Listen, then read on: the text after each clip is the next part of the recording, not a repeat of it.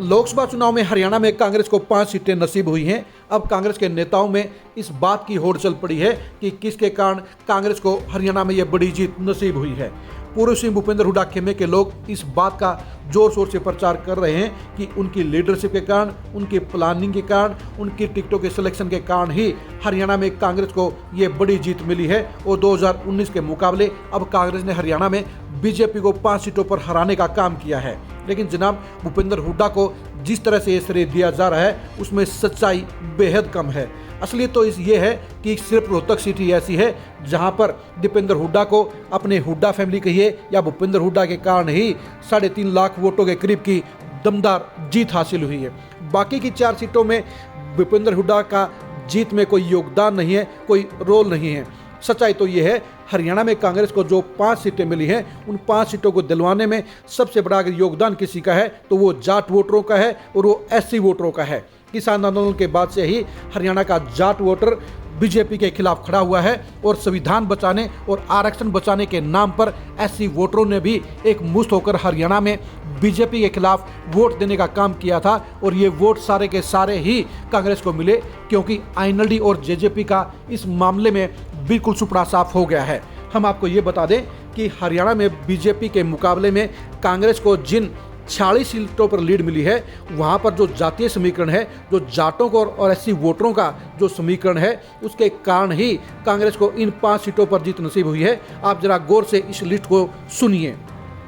नारायणगढ़ में एससी और जाट वोटरों के कुल मिलाकर 95,000 वोट हैं। सडोरा में एससी और जाट और सिख वोटरों के कुल मिलाकर 1,10,000 वोट हैं। जगाधरी में एससी और जाट वोटरों के कुल मिलाकर 1,06,000 वोट हैं। मुलाना में जाट और एससी वोटरों के कुल मिलाकर 1,15,000 वोट हैं। शाहबाद में जाट और एससी वोटरों और सरदार वोटरों के कुल मिलाकर 65,000 वोट हैं। कलायत में एससी और जाट वोटरों के 1,35,000 वोट हैं। गुहला चिका में एससी और जाट वोटरों की संख्या 1 लाख बनती है। बड़ौदा में जाट और एससी वोटरों की संख्या 1,27,000 बनती है। खरखोदा में जाट और सिख वोटरों की संख्या 1,16,000 बनती है। जुलाना में जाट और सिख वोटरों की संख्या 1,22,000 बनती है। उचाना में जाट और सिख वोटरों की संख्या 1,55,000 बनती है। नरवाना में जाट और सिख वोटरों की संख्या 1,42,000 बनती है। टोहाना में जाट, सिख और एससी वोटरों की संख्या 1,05,000 बनती है। रतिया में जाट और एससी वोटरों की संख्या 1,12,000 बनती है। फतेहाबाद में एससी और जाट वोटरों की संख्या कुल मिलाकर 1,15,000 बनती है। डबवाड़ी में जाट और सिख वोटरों की संख्या 1,23,000 बनती है। कालावाड़ी में जाट, सिख और एससी वोटरों की संख्या 1,05,000 बनती है। रानिया में सिख और जाट और एससी वोटरों की संख्या 1,12,000 बनती है। एलनाबाद में जाट और सिख वोटरों की संख्या 1,26,000 बनती है। नारनौंद में जाट और एससी वोटरों की संख्या 1,50,000 बनती है। उकलाना में जाट और सिख वोटरों की संख्या 1,46,000 बनती है। नलवा में जाट और सिख वोटरों की संख्या वो 1,02,000 बनती है। आदमपुर में जाट और एससी वोटरों की संख्या 85,000 बनती है। लोहारू में जाट और एससी वोटरों की संख्या 1,30,000 बनती है। बारड़ा में जाट और एससी वोटरों की संख्या 1,36,000 बनती है। दादरी में जाट और एससी वोटरों की संख्या 1,09,000 बनती है। इसी तरह महम में भी जाट और एससी वोटरों की संख्या 1.25 लाख बनती है। कलानौर में भी एससी और जाट वोटरों की संख्या 1,03,000 बनती है। बेरी में जाट और सिख वोटरों की संख्या 1,17,000 बनती है। बादली में जाट और सिख वोटरों की संख्या 1,14,000 बनती है। और किलोई में जाट और सिख वोटरों की संख्या 1,35,000 बनती है। इसके अलावा जो कांग्रेस को सबसे ज़्यादा जो सहयोग दिया वो सहयोग दिया है मुस्लिम वोटरों ने। मुस्लिम वोटरों ने भी 4 सीटों पर हथीन में, नूह में, पुन्हाना में और फिरोजपुर जिरका में कांग्रेस को लीड दिलाने का काम किया। अब आप ही बताइए, जो जाट वोट बैंक बीजेपी के खिलाफ खड़ा था, जो एससी वोटर आरक्षण और संविधान को लेकर बीजेपी के खिलाफ खड़ा था, वो भूपेंद्र हुड्डा के कारण कांग्रेस को वोट नहीं देने का, बल्कि वो बीजेपी की खिलाफत में ही वोट देने के लिए गया था। यानी जिन 46 सीटों पर जो कांग्रेस को लीड मिली है उनमें से रोहतक पार्लियामेंट की 9 सीटों को अगर आप छोड़ देंगे, बाकी की 37 सीटों के ऊपर जाट, एससी और सिख वोटरों और मुसलमान वोटरों के कारण ही कांग्रेस को लीड मिली है। अगर भूपेंद्र हुड्डा कि लीडरशिप इतना दमखम होता तो वो अपने दूसरे गढ़ यानी सोनीपत पार्लियामेंट के भी 9 की 9 सीटों पर कांग्रेस के प्रत्याशी सतपाल ब्रह्मचारी को वो 2 लाख से 3 लाख वोटों की जीत दिलवाते। बल्कि हकीकत यह है कि सतपाल ब्रह्मचारी बड़ी मुश्किल के साथ महज 21,000 वोटों से ही जीत दर्ज कर पाए हैं। और सबसे बड़ी बात यह है कि सोनीपत पार्लियामेंट के 9 हलकों में से 6 हलकों में कांग्रेस के प्रत्याशी को हार मिली है। और इस हार के मायने इस मामले में भी खास हैं क्योंकि 2019 में खुद भूपेंद्र हुड्डा ने जब सोनीपत सीट से चुनाव लड़ा था तो उस समय भी उन्हें बड़ौदा और खरखोदा से ही उन्हें लीड मिली थी। इस बार उन्हें जुलाना के जाट और एससी वोटरों ने बड़ा समर्थन देकर इस सीट को जितवाने में अहम भूमिका निभाई है। सोनीपत की सीट को जितवाने में भी भूपेंद्र हुड्डा का कोई योगदान नहीं है।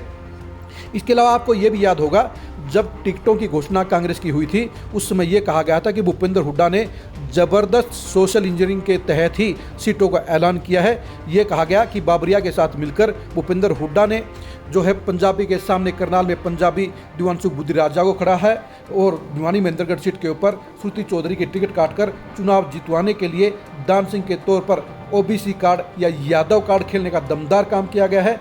यह कहा गया कि फरीदाबाद सीट के ऊपर केपी गुर्जर को हराने के लिए उन्हीं की बरादरी के महेंद्र प्रताप गुर्जर को खड़ा करने का काम किया गया। ये भी बड़े जोर शोर से प्रचार किया गया कि गुरुग्राम सीट पर राव जी इंद्रजीत को हराने के लिए वहाँ पर बीसी और पंजाबी के मिक्स पर्सनैलिटी राज बब्बर को टिकट देने का काम किया गया। यानी ये पांचों ही कार्ड खेलकर ये साबित करने का काम किया गया कि भूपेंद्र हुड्डा के कारण ही कांग्रेस ने सोशल इंजीनियरिंग की है और इन प्रत्याशियों का ऐलान किया है। लेकिन इन 5 प्रत्याशियों में से 4 प्रत्याशी चुनाव हार गए हैं क्योंकि दान सिंह भिवानी से चुनाव हारे हैं, महेंद्र प्रताप वो फरीदाबाद से चुनाव हारे हैं, राज बब्बर गुरुग्राम से चुनाव हारे हैं और दिवानसु बुद्धिराजा करनाल से चुनाव हारे हैं। इसके अलावा मोहनलाल बड़ोली जो बीजेपी के टिकट पर चुनाव हारे हैं वो भी सतपाल ब्रह्मचारी के बलबूते पर चुनाव नहीं हारे हैं क्योंकि सतपाल ब्रह्मचारी के खुद के सफीदों हल्के में भी कांग्रेस हारी है। अगर ब्राह्मण कार्ड सफल होता तो फिर सफीदों सीट से भूपेंद्र हुड्डा और ब्रह्मचारी के कारण कांग्रेस को लीड मिलनी चाहिए थी, लेकिन ऐसा नहीं हुआ है, जिसके चलते साफ जाहिर हो जाता है कि सतपाल ब्रह्मचारी की जीत में भी भूपेंद्र हुड्डा का कोई योगदान नहीं है, बल्कि वहां पर जो जीत मिली है वो जाट वोटरों और एससी वोटरों के बीजेपी के खिलाफ खड़ा होने के कारण ही मिली है। इसके अलावा सिरसा सीट के ऊपर जो कुमारी शैलजा को जीत मिली है वो उनके अपने बलबूते के कारण भी जीत मिली है क्योंकि भूपेंद्र हुड्डा पूरे चुनाव प्रचार में एक बार भी सिरसा पार्लियामेंट में नहीं गए। वहाँ पर कुमारी शैलजा ने अपने पुराने रिश्तों के बलबूते पर और बीजेपी के खिलाफ बने हुए जाटों, सरदारों और सिख वोटरों के गुस्से को अपने पाले में लेते हुए ही वहाँ पर लगभग 3.25 लाख वोटों की जीत दर्ज करने का काम किया है। जहाँ तक अम्बाला सीट का सवाल है वहाँ पर भी जो वरुण मुलाना को एमपी बनाने में 3 विधानसभा हलकों का सबसे बड़ा योगदान रहा है। वो हलके हैं मुलाना, सडोरा और जगाधरी। हम आपको पहले ही बता चुके हैं इन तीनों सीटों के ऊपर 60 से 70% जो वोटरों की संख्या वो एससी की, मुसलमानों की और जाट और सिख वोटरों की है।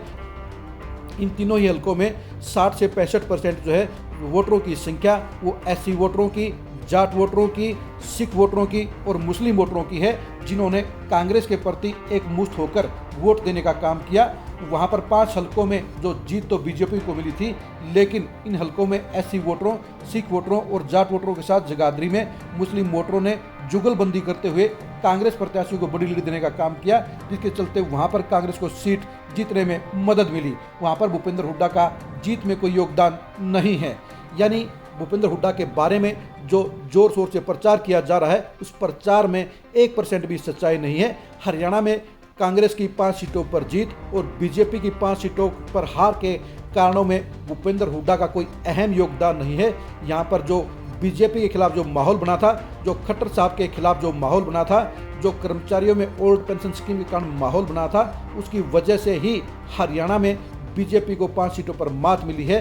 वरना भूपेंद्र हुड्डा के अकेले बलबूते पर ऐसा कोई करिश्मा नहीं था, जिसके चलते उन्होंने कांग्रेस को 5 सीटों पर जीत दिलाने में बहुत बड़ी भूमिका निभाने का काम किया था। भूपेंद्र हुड्डा की सियासत की अंदरूनी सच्चाई को जानने के लिए आप खरी खरी न्यूज़ के साथ बने रहिए। विधानसभा चुनाव में भूपेंद्र हुड्डा और कुमारी शैलजा के बीच होने वाले सियासी घमासान को जानने के लिए भी आप खरी खरी न्यूज के साथ बने रहिए। विधानसभा चुनाव में भूपेंद्र हुड्डा और दीपेंद्र हुड्डा के सियासी भविष्य को जानने के लिए भी आप खरी खरी न्यूज के साथ बने रहिए। आप हमारे फेसबुक पेज को फॉलो कीजिए, आप हमारे यूट्यूब चैनल को सब्सक्राइब कीजिए। नमस्कार।